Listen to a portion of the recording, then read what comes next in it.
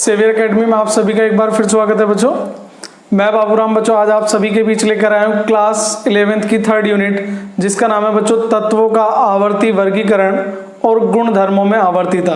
क्या नाम है बच्चों? तत्वों का आवर्ती वर्गीकरण और गुण धर्मों में आवर्तीता। तो बच्चों सेकंड यूनिट हमारी कंप्लीट हो चुकी है। अगर आपने अभी तक उसे नहीं देखा है तो ऊपर बेटा आई बटन पर क्लिक करके आप देख सकते हैं, या आपको नीचे डिस्क्रिप्शन में लिंक मिल जाएगा, वहां से आप सेकंड यूनिट देख सकते हैं। तो आइए बच्चों यूनिट शुरुआत करते हैं। आज जो हम टॉपिक कवर करने वाले हैं बच्चों, तो सबसे पहले जानेंगे हम कि तत्वों का आवर्ती वर्गीकरण होता क्या है और इस चैप्टर को हमें पढ़ना क्यों चाहिए, यानी कि इसका बेटा बच्चों जो बेसिक इंट्रोडक्शन होता है उसके बारे में आज हम पढ़ने वाले हैं। तो चलिए बच्चों सबसे पहले चैप्टर का नाम लिख देते हैं, तो तत्वों का आवर्ती वर्गीकरण। ठीक है बच्चों, तो जैसा मैंने पहले ही बताया कि आज हम इसके बेसिक के बारे में जानेंगे कि आखिर तत्वों का आवर्ती वर्गीकरण होता क्या है और आखिर हमें इसे क्यों पढ़ना चाहिए। क्लियर? तो बच्चों मान लीजिए जिस तरीके से आपके स्कूल में मान लीजिए बच्चों 500 स्टूडेंट है। कितने स्टूडेंट हैं? 500 अगर आपके विद्यालय में स्टूडेंट हैं तो बच्चों अगर सभी टीचर्स का केवल एक ही काम हो कि हर स्टूडेंट को जाकर सेपरेट पढ़ाया जाए, हर स्टूडेंट को जाकर अलग अलग पढ़ाया जाए या एक एक करके सभी स्टूडेंट को पढ़ाया जाए, तो आप समझिए बच्चों कितना टाइम कंज्यूमिंग होगा। टाइम बहुत ज़्यादा लगेगा, सभी को पढ़ा पाना लगभग सक्षम नहीं होगा। ठीक उसी प्रकार से बच्चों जो तत्व होते हैं, तो पहले मैं बता देता हूँ बेटा जो तत्व हैं आज उनकी संख्या 118 के करीब पहुंच चुकी है। तो बेटा 118 के 118 तत्वों को एक साथ पढ़ना, उनका एक साथ अध्ययन करना और उनके बेटा हजारों लाखों यौगिक, आप ये मान के चलिए बेटा जो कार्बन होता है उसके अकेले के कई लाख यौगिक हैं बच्चों। ठीक है, मतलब कार्बन के अकेले के कंपाउंड लाखों में हैं। इसका मतलब बेटा कार्बन के बारे में पढ़ना, इसी तरीके से बच्चों सभी तत्वों के बारे में अगर हम सेपरेट पढ़ें या उनके यौगिकों का अध्ययन अलग अलग करें तो सबसे पहली बात आती है बेटा टाइम कंज्यूमिंग। क्लियर? सबसे ज्यादा टाइम लगेगा और शायद हम उन सभी तत्वों का अध्ययन ना कर पाए या उनके यौगिकों का अध्ययन ना कर पाए।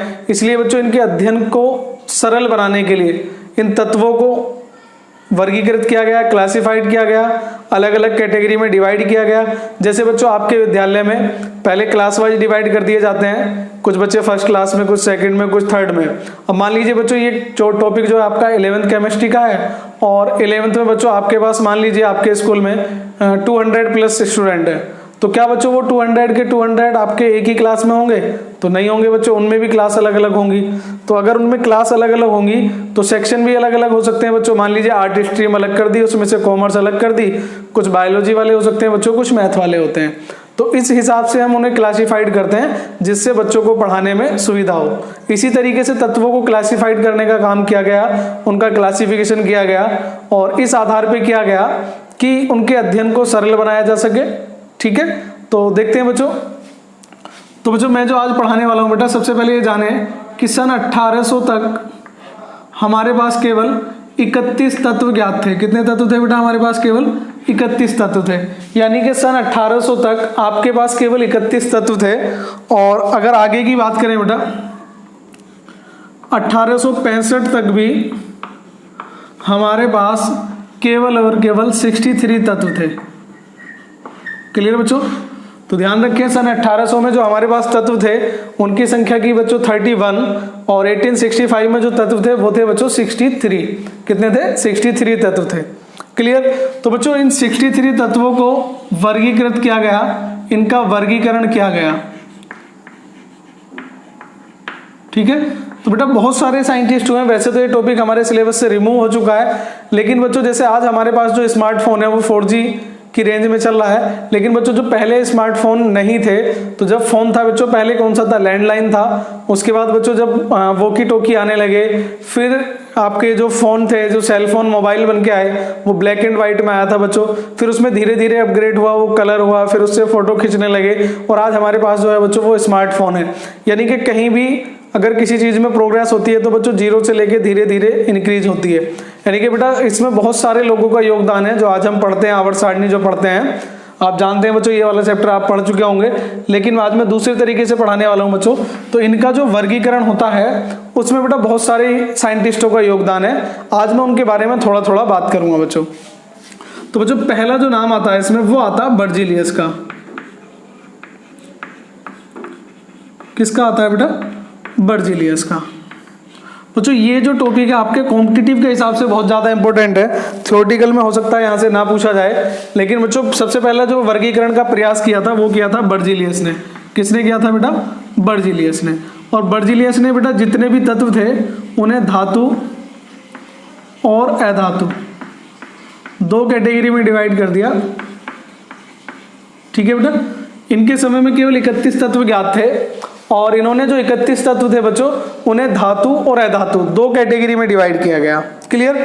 तो बच्चों आप जानते हैं उस समय धातु और अधातु दो प्रकार के तत्वों की खोज हो चुकी थी, तो जब इन्होंने कैटेगरी में डिवाइड किया, धातु और अधातु के रूप में डिवाइड किया, तो बच्चों कुछ समय बाद ऐसे तत्वों की खोज हुई जिनमें धातु के भी गुण होते हैं और अधातु के भी होते हैं, यानी कि बच्चों वो क्या कहलाते थे? उपधातु। क्या कहलाते थे? उपधातु, मतलब मेटेलॉइड। क्लियर? तो मैंने बताया बेटा यहाँ पर कि बर्जीलियस ने जो पहला प्रयास किया था वो धातु और अधातु में इन्हें वर्गीकृत करने का प्रयास किया था, जो कि सफल नहीं हो सका। क्यों नहीं हो सका? क्योंकि बच्चों आर्सेनिक और एंटीमनी तत्वों की खोज हो चुकी थी और ये दोनों ही कैसे थे? उपधातु थे। क्लियर बच्चों? वीडियो को कंप्लीट जरूर देखिएगा, हो सकता है आपको बोरिंग लगे, लेकिन बच्चों यहाँ से फैक्ट पे क्वेश्चन बन सकता है। तो बर्जीलियस ने बच्चों क्या प्रयास किया था? उस समय जितने भी तत्व थे उन्हें धातु और अधातु की कैटेगरी में डिवाइड करने का प्रयास किया था और ये बच्चों सफल नहीं हो सका। क्यों नहीं हो सका? क्योंकि बच्चों उस समय आर्सेनिक और एंटीमनी जैसे तत्वों की खोज हो चुकी थी और बच्चों ये दोनों क्या थे? उपधातु, मतलब इनमें धातु और अधातु दोनों के गुण पाए जाते थे। या बच्चों इसके और भी बहुत सारे रीजन रहे इसके बेटा फेल होने के, या इसकी जो सीमाएं थी वो क्यों हो गई। देखिए बच्चों, एक तत्व होता है हाइड्रोजन, एक होता है कार्बन। कार्बन का बच्चों जो ग्रेफाइट फॉर्म है, ये दोनों अधातु होते हैं। क्या होते हैं? अधातु होते हैं, लेकिन बच्चों ये विद्युत के सुचालक थे। क्या थे? विद्युत के सुचालक होते हैं। किसकी तरह? धातुओं की तरह। कुछ ऐसे पॉइंट भी मिल गए बच्चों, जैसे एक पॉइंट ये मिल गया कि हाइड्रोजन और कार्बन की कौन सी फॉर्म है बेटा? ग्रेफाइट, यानी कि हाइड्रोजन और ग्रेफाइट विद्युत के सुचालक होते हैं। कैसे होते हैं बच्चों? विद्युत के सुचालक होते हैं। दूसरा बेटा पॉइंट नंबर 2, जो मरकरी थी, आप जानते हैं बेटा पारा या मरकरी बोल देते हैं, तो मरकरी बेटा धातु होती है, लेकिन बच्चों ये कैसी होती है? द्रव होती है और अन्य धातुओं की तुलना में या अन्य धातुओं की तरह सॉलिड नहीं होती है। मरकरी एकमात्र ऐसी धातु है बच्चों जो लिक्विड फॉर्म में पाई जाती है। पॉइंट नंबर 3 बेटा, लिथियम और सोडियम है तो धातु बच्चों, लेकिन कैसे तत्व थे? हल्के तत्व थे,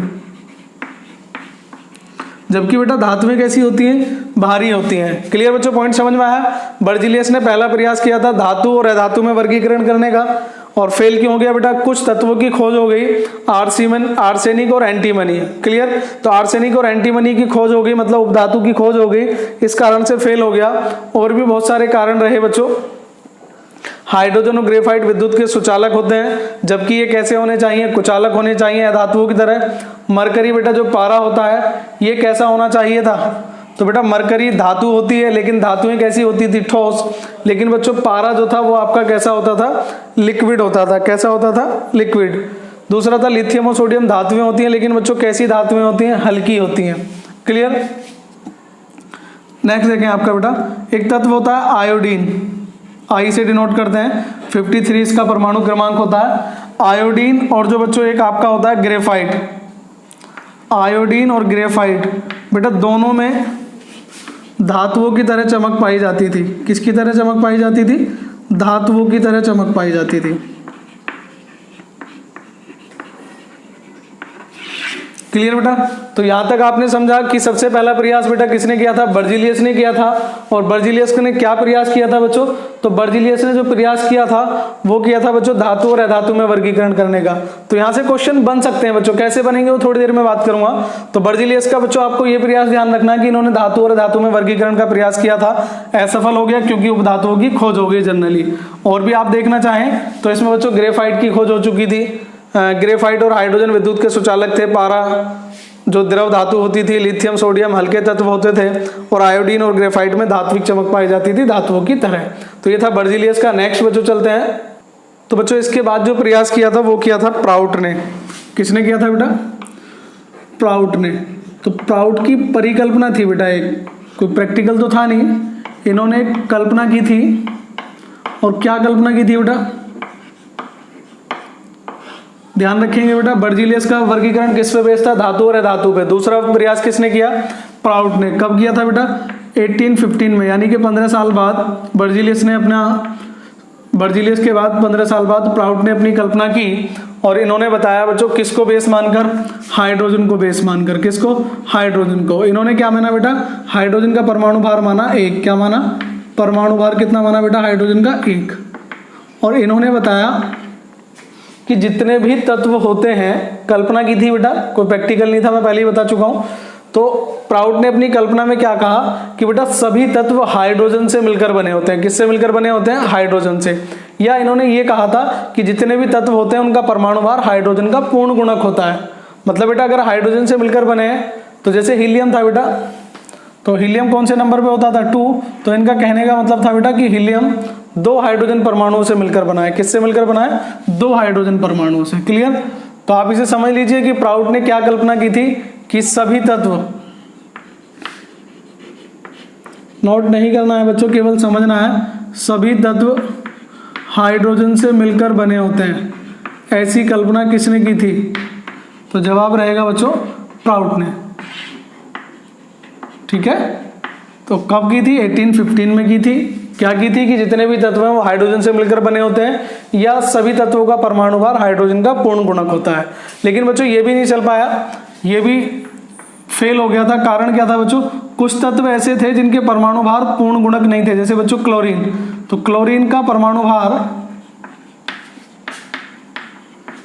कितना होता है बेटा, 35.5 होता है। कितना होता है, 35.5।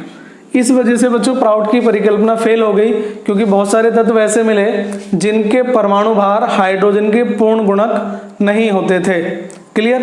तो बच्चों मैं बता देता हूं हल्का सा कि क्वेश्चन किस तरीके से आ सकता है। तो क्वेश्चन बेटा इस तरीके से आ सकता है, सभी तत्व जो तत्वों का वर्गीकरण था उन्हें धातु और अधातु में वर्गीकृत किया। किसने किया, प्राउड ने, मेंडलीफ ने, डोबेराइनर ने, या आपका बर्जीलियस ने। तो ध्यान रहे बच्चों, बर्जीलियस ने। किसने किया था, बर्जीलियस ने। सभी तत्व हाइड्रोजन से मिलकर बने होते हैं, ये कथन किसका है, तो ध्यान रहे बच्चों, कथन किसका है, प्राउड का है। क्लियर। इस तरह के यहां से क्वेश्चन बन के आ सकते हैं। चलिए नेक्स्ट क्वेश्चन की तरफ चलते हैं। तो बच्चों नेक्स्ट जो कल्पना की थी बर्जीलियस के 15 साल बाद 1815 में प्राउड ने की थी, और इनके 14 साल बाद डोबेराइनर ने अपने तिरिक दिए थे। क्या दिए थे, डोबेराइनर ने अपने तिरिक दिए थे। तो डोबेराइनर के तिरिक, ये प्रयास किया था, किसने किया था, डोबेराइनर ने। और कब किया था बेटा, इसके 14 साल बाद, यानी कि 1829। ठीक है बेटा। तो क्या प्रयास किया था, त्रिक का मतलब क्या होता है, 3। कितना होता है, 3। मान लीजिए ए, बी और सी, ये 3 तत्व हैं। कैसे हैं बच्चों, परमाणु भार के बढ़ते क्रम में, परमाणु भार के बढ़ते क्रम में। मुझे बेटा सभी का थोड़ा थोड़ा इंट्रोडक्शन कराना है आपको। तो डोबेराइनर के त्रिक थे बेटा, कब दिए थे, 1820 में। और कैसे दिए थे बच्चों, त्रिक का मतलब क्या था, 3। तो मान लीजिए मैंने कोई 3 तत्व लिए ए, बी, सी, और परमाणु भार के बढ़ते क्रम में। तो इनका कहना क्या था बेटा कि बीच वाले तत्व का जो परमाणु भार होता है, बी का जो परमाणु भार होता है, वो ए और सी के योग का आधा होता है। क्लियर। बेटा डोबेराइनर ने क्या किया, तत्वों को त्रिक में परिवर्तित किया, 3-3 के समूह में उसे डिवाइड किया।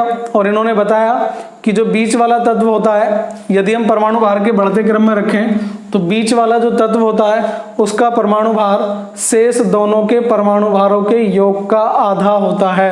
क्लियर बच्चों, यहां तक क्या बताया था मैंने कि बीच वाले तत्व का परमाणु भार शेष दोनों के परमाणु भारों के योग का आधा होता है।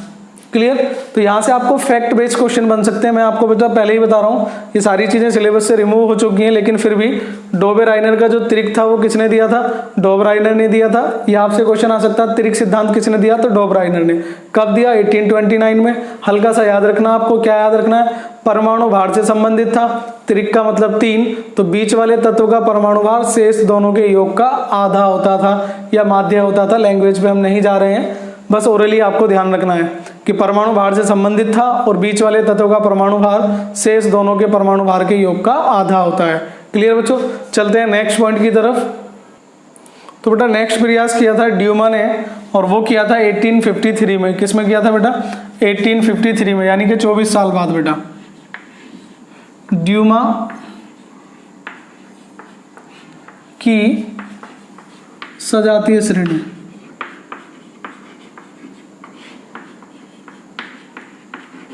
कब दिया था बेटा? 1853 में। ये बेटा 15 साल बाद था, ये 14 साल बाद आया था इसके, और ये इसके 24 साल बाद।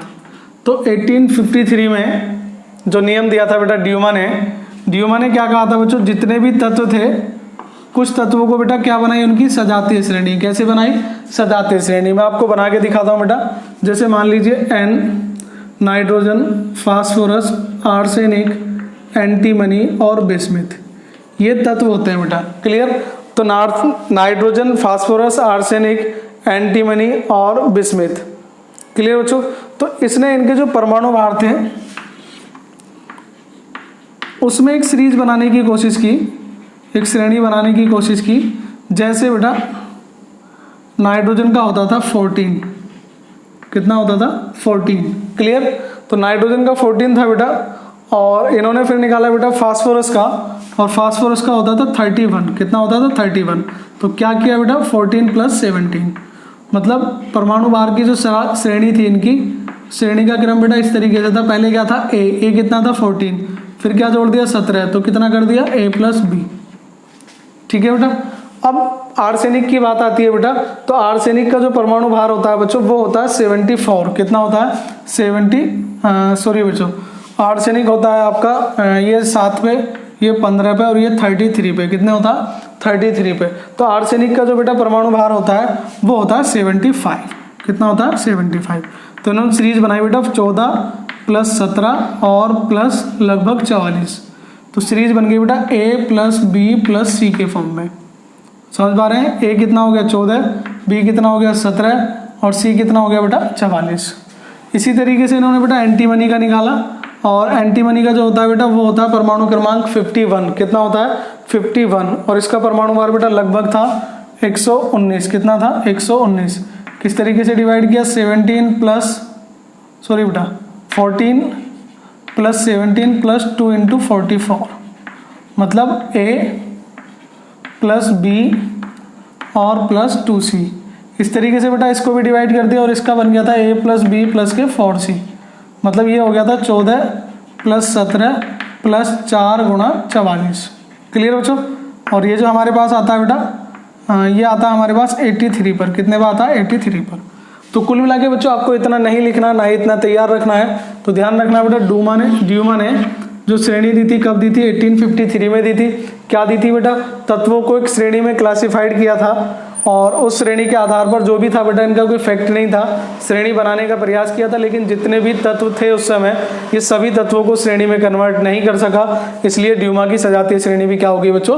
फेल हो गई। इसके 9 साल बाद बच्चों एक और नियम आया था। तो बेटा एक साइंटिस्ट थे जिनका नाम था डी चैंकोर्टोइस। ये नाम बेटा बहुत कम सुनने में आता है, इसका हम ज़्यादातर नाम ही नहीं सुनते हैं, लेकिन मैं आपको बता रहा हूँ बेटा, डी चैंकोर्टोइस नाम के एक वैज्ञानिक थे जिन्होंने इसके 9 साल बाद एक और नियम दिया, यानी कि 1862 में। इन्होंने बेटा क्या किया? इन्होंने परमाणु भार के बढ़ते क्रम में, परमाणु भार के बढ़ते क्रम में एक श्रेणी बनाई थी, और कैसी श्रेणी बनाई थी बेटा? वृत्ताकार। ठीक है, यानी कि इन्होंने परमाणु भार के बढ़ते क्रम में तत्वों की एक वृत्ताकार श्रेणी बनाई थी, और ये बनाई थी बेटा इन्होंने 1862 में। कब बनाई थी बेटा? 1862 में। बस इनके बारे में बेटा इतना ही आता है कि वृत्ताकार श्रेणी अगर पूछा जाए किसने बनाई थी तो बता देना बेटा किसने बनाई थी? डी चैंकोर्टोइस ने बनाई थी। नियम आता है बेटा न्यूलैंड का अष्टक नियम, ये कोर्स में है बेटा, न्यूलैंड का अष्टक नियम। नाम से क्लियर है बेटा, ऑक्टेव रूल है आपका। किसका नियम बेटा? अष्टक नियम। अष्टक का मतलब समझते होंगे, अष्टक का मतलब क्या होता है बेटा? 8 से होता है। किससे होता है? 8 से। कब दिया था बेटा? ठीक इसके 3 साल बाद। आप देख रहे हैं बेटा गैप क्या होता जा रहा है? कम होता जा रहा है। तो 1865 में बेटा न्यूलैंड ने नियम दिया था और इसका नाम था बेटा अष्टक नियम। क्या था? अष्टक नियम। इन्होंने तत्वों का कंपैरिजन किया था और क्या कंपैरिजन किया था? अष्टक का मतलब 8। तो बेटा यदि तत्वों को परमाणु भार के बढ़ते क्रम में रखें, एक बात का और ध्यान रखें बच्चों, 1911 तक जितने भी नियम आए थे तब बेटा जितने भी नियम दिए थे किसी ने वो परमाणु भार के बढ़ते क्रम में दिए थे। यहाँ तक कि जो मेंडलीफ का मोस्ट इंपोर्टेंट रूल है बेटा मूल आवर्त नियम, वो भी परमाणु भार के बढ़ते क्रम पर आधारित है। क्लियर? तो ध्यान रखें ये जितने भी थे जिन्होंने भी नियम दिए थे परमाणु भार के, वो बढ़ते क्रम में दिए थे। किसके? परमाणु भार के। क्योंकि परमाणु क्रमांक की खोज ही, ठीक है, बाद में हुई थी, 20वीं शताब्दी में ही हुई थी। एक साइंटिस्ट थे जिनका नाम था मोजले, उन्होंने ही की थी बेटा 1913 में। तो परमाणु भार के बढ़ते क्रम में, ठीक है बेटा, रखा गया तो इन्होंने ये पाया कि जो 8वां तत्व होता है, कौन सा तत्व? 8वां तत्व पहले तत्व से समानता रखता है। 8वां तत्व पहले तत्व से समानता रखता है, ये बताया था बेटा। किस तरीके से? इन्होंने बताया था जिस प्रकार संगीत के सुर होते हैं बेटा, सा रे गा मा पा धा नी, और लास्ट में क्या आ जाता है बेटा? सा। तो आप देखें 3 3 6 और 1 7। तो इन्होंने बताया था कि जिस प्रकार संगीत का 8वां सुर पहले सुर से समानता रखता है, ठीक उसी प्रकार यदि तत्वों को परमाणु भार के बढ़ते क्रम में रखा जाए तो 8वां तत्व बच्चों किससे समानता रखता है? पहले तत्व से समानता रखता है। क्लियर? तो बेटा ठीक इसी साल एक नियम दिया मेंडलीफ ने। किसने बेटा? मेंडलीफ ने। तो मेंडलीफ का मूल आवर्त नियम बोलते हैं बेटा, और ये भी जो मेंडलीफ की मूल आवर्त सारणी थी वो बनी थी बेटा 1865 में। क्लियर यहाँ तक? तो आइए बच्चों एक बार फिर रिपीट कर लेते हैं कि आपको इस यूनिट में या इस क्लास में क्या क्या नोट करना है, क्या क्या नोट नहीं करना है। तो बच्चों जैसा कि आपने देखा आज मैंने कोई नोट पॉइंट आपको बताया नहीं है, कोई नोट नहीं करना है। नोट्स आपको यहाँ से बना सकते हैं लेकिन फैक्ट आपको नोट करने हैं, क्योंकि ये सारी चीज़ें सिलेबस से आउट हो चुकी हैं बोर्ड एग्जाम के या आपके 11th की क्लास से। लेकिन जो भी आपके कॉम्पिटिटिव एग्जाम होंगे, चाहे नीट का हो, चाहे IIT हो या NDA तक बेटा, तो वहाँ पर ये सारे फैक्ट पूछे जा सकते हैं। तो क्वेश्चन देखें बेटा किस तरह के क्वेश्चन फॉर्मेट हो सकते हैं। पहला क्वेश्चन है कि जो सजातीय श्रेणी थी वो किसने दी थी? लोथर मेयर ने या ड्यूमा ने?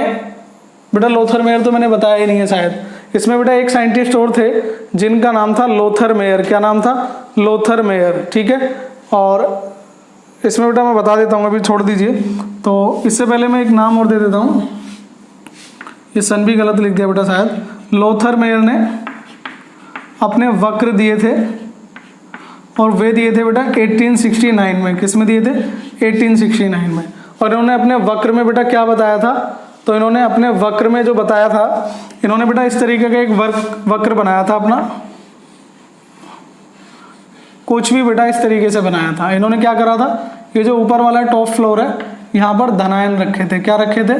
धनायन धातु में। ठीक है, नीचे की तरफ जब यहाँ उतरते हैं किसी भी ग्रुप में, तो यहाँ बेटा आपकी जैसे बेरिलियम, मैग्नीशियम, कैल्शियम, इस तरह की धातुएं थी। जब ऊपर की तरफ बढ़ते हैं नीचे से, जैसे ये यहाँ पर आपके नेगेटिव तत्व थे, फ्लोरीन, क्लोरीन, ब्रोमीन या आयोडीन। मैं फिर बता रहा हूँ बेटा, हमें ज़्यादा पढ़ने की जरूरत नहीं है, यहाँ से केवल आपको नाम ध्यान रखने हैं आज की वीडियो से। क्लियर? इसके बाद बेटा जो आपकी मेंडलीफ ने जो सारणी दी थी वो पढ़ी थी बेटा, और वो भी दी थी 1869 में। 55 में नहीं दी थी बेटा, वो किस में दी थी? 1869 में। किसने दी थी? मेंडलीफ ने। और मूल आवर्त सारणी, तो बच्चों जो आधुनिक आवर्त सारणी का जनक कहा जाता है वो कहा जाता है मेंडलीफ को। मतलब बेटा ये जो इतने सारे साइंटिस्ट हैं इनके बारे में हमें नहीं पढ़ना होता, अब हम पढ़ते हैं सीधा मेंडलीफ से। और मेंडलीफ को ही आधुनिक आवर्त सारणी का जनक कहा जाता है, जो हम सारणी पढ़ने वाले हैं। एक बार और फिर बेटा 1 मिनट जल्दी से टाइम ना लेते हुए, सबसे पहले बेटा बर्जीलियस ने बताया था सभी तत्वों को धातु और अधातु में वर्गीकृत किया, फेल हो गया क्योंकि उपधातुओं की खोज हो चुकी थी। प्राउड ने परिकल्पना दी थी कि सभी तत्व हाइड्रोजन से मिलकर बने होते हैं। बस बेटा इतना ही ध्यान रखना है। डोबेराइनर के त्रिक नियम दिए थे कि बीच वाले तत्व का परमाणु भार शेष दोनों के योग का आधा होता है। ड्यूमा ने सजातीय श्रेणी बनाई थी और मैंने दिखाई दिया था नाइट्रोजन फास्फोरस की बना के, कोई उसका पैटर्न नहीं था, कोई फिक्स नहीं था, अपना एक सिद्धांत था इनका विदाउट प्रैक्टिकल बेटा। और डी चेंको और टोइस ने क्या करा था बेटा, इनकी वृत्ताकार श्रेणी बनाई थी। क्वेश्चन आ सकता है बेटा कि सर्वप्रथम वृत्ताकार श्रेणी किसने दी थी, प्राउट ने, डोबेराइनर ने, ड्यूमा ने या न्यूलैंड ने? तो जवाब होगा डी चेंको और टोइस ने। क्लियर। और अस्टक नियम किसने दिया था, न्यूलैंड ने। ये तो आपको पढ़ना ही है। तो नया वीडियो जो होगा बेटा हमारा वो होगा आपका फर्स्ट वीडियो। ये था आपका इंट्रोडक्शन कि हमें चैप्टर क्यों पढ़ना है और किस तरीके से पढ़ना है, या बेटा किन किन का योगदान ज्यादा रहा आवर्त सारणी में। क्लियर। तो कल हम शुरुआत करेंगे बेटा अपनी नए वीडियो में मैंडलीफ की आवर्त सारणी, मैंडलीफ का आवर्त नियम और उसकी उपयोगिता और उसके दोष। मोस्ट इंपॉर्टेंट टॉपिक है बच्चों, आपने 10th में भी पढ़ा होगा और ये टॉपिक बेटा आपका आगे तक जाता है, ग्रेजुएशन में भी जाएगा। तो बेटा वीडियो पसंद आया तो प्लीज लाइक और शेयर जरूर करें। मिलते हैं नेक्स्ट वीडियो में, तब तक के लिए जय हिंद, जय भारत, धन्यवाद बच्चों।